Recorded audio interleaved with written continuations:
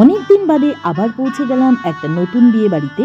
হ্যাঁ বন্ধুরা, আমারই এক কলিগের ছেলের বৌভাত ছিল আজকে।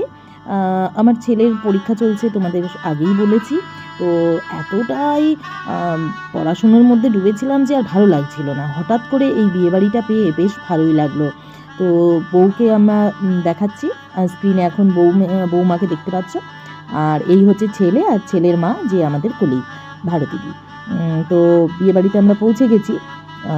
ছেলেও এনজয় করছে, আবার ওর ভয়ও হচ্ছে, পরের দিন বেঙ্গলি পরীক্ষা।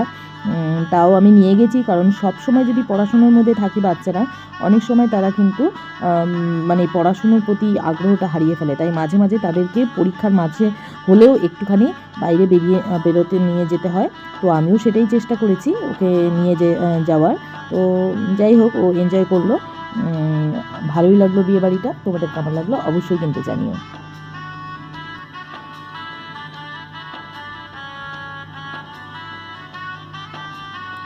এখানে বিভিন্ন রকমের স্টল দেওয়া হয়েছিল। ফিশ বল, পোটাটো চিপস, তারপর চিকেন পপকর্ন, যেটাকে বলা হয় চিকেন পকোড়াও বলা যেতে পারে, ফুচকা, অনেক কিছু স্টলই ছিল। ছেলে আর ওর বাবা চিকেন পকোড়া খেলো, আমি খেলাম ফিশ বল। তো খুব ভালো ছিল স্টার্টারগুলো, কিন্তু আমাদের আবার বাড়ি ফেরার তাড়া ছিল, তাই আমরা সরাসরি চলে গেলাম মেন কোর্সে।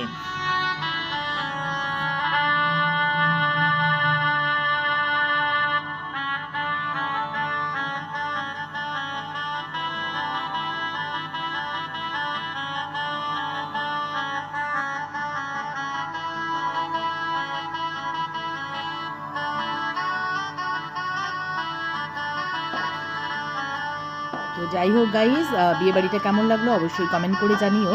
আর নবদম্পতিকে তোমরা সকলেই আশীর্বাদ করো, ওরা যেন জীবনে খুব সুখী হয় এবং খুব শান্তিতে বসবাস করে। আর সব থেকে ভালো লাগার বিষয় হচ্ছে আমার একদম ছোটোবেলাকার এক বন্ধুর সঙ্গে সেখানে দেখা হয়ে গেল।